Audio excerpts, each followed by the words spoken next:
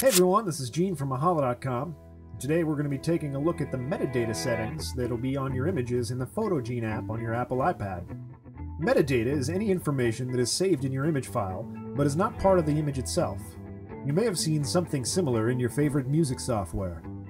When a program such as iTunes pulls up a song to play, it also lists the band, the album, the genre, and possibly other information such as the year that the album was released or even the members of the band. All of this information is metadata, and it comes attached to the file without interfering with the music.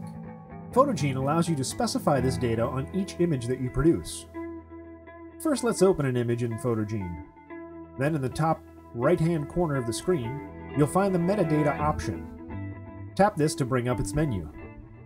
At the top of the menu, you'll see three tabs: General, EXIF, and IPTC. The General tab holds all of the description information about your image. This information cannot be changed since it simply tells a computer how to treat this file. Here you'll find the color model that this image uses. In this case, it's RGB. The DPI, or dots per inch of your photo. The bit depth, which in this case is 8. And you'll also see the file size, the orientation, and the dimensions of your image.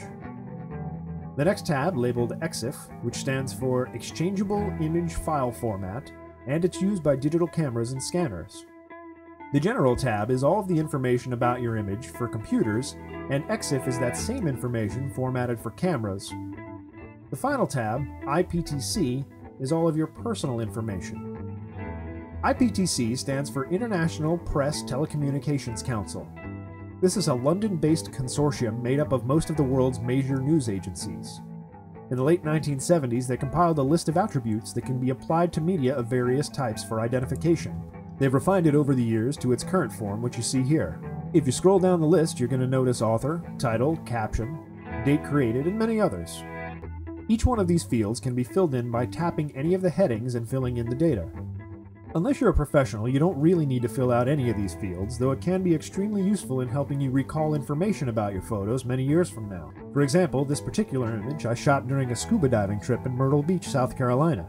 Right now, the trip is fresh in my mind, but years from now, when I can't remember which scuba trip this photo is from, I can simply check the metadata and let the memories flow in. If you scroll down to the bottom of the menu, there's an option to edit defaults. This is useful if you're editing a group of photos that have several bits of information in common. For example, if you are only ever editing shots that you take yourself, then you may want to add your own name to the default so that it will always appear on your photos. Remember to experiment with all of these options because exploring is one of the best ways to learn about a new app. Please comment, rate, and subscribe below, and email any requests you may have to requests@mahalo.com. Thanks for watching.